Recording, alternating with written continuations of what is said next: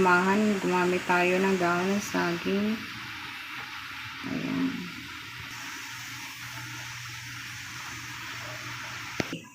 Lagyan natin ng cheese. Sabay na natin kasi yung gamit kong cheese, hindi siya madali malusaw.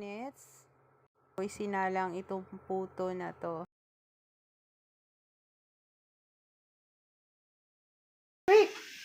20 minutes lang pag yummy. Ingredients, ayan na siya, na-steam na siya. Sa dalawang to at yummy at tama lang yung kanyang tamis. So, rice. Yummy with the cheese in the top. This is... Gamit ako ng 2 cup. Ito yung giniling na bigas. 1 cup water. 1 cup coconut milk. 1 cup white sugar.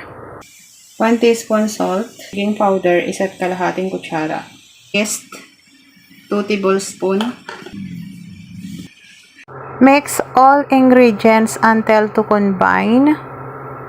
40. Then, kailangan yan ng texture niya. So, ng 5 minutes. 1 cup water for dissolving rice flour. Half cup rice flour. Then dissolve. Anong gagawin natin ito para doon sa ating gagawing puto bigas. Ito yung nagpapaano, lambot ng texture niya.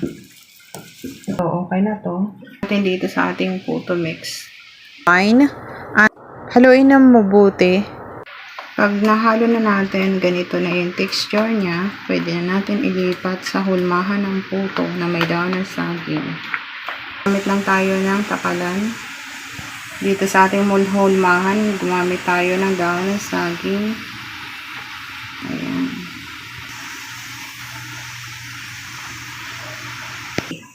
Lagyan natin ng cheese, sabay na natin kasi yung gamit kong cheese, hindi siya madali malusaw. Steam natin ng 20 minutes. Yung steamer, pinakuluan ko muna siya bago ko isinalang itong puto na to. Kailangan natin maggamit ng takip na may mga telang malinis.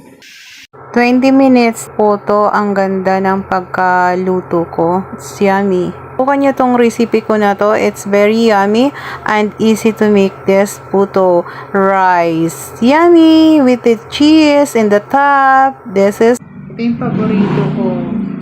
Paborito kong puto to, guys. Puto, bigas, with the cheese. Wow! Ang sarap. Yummy!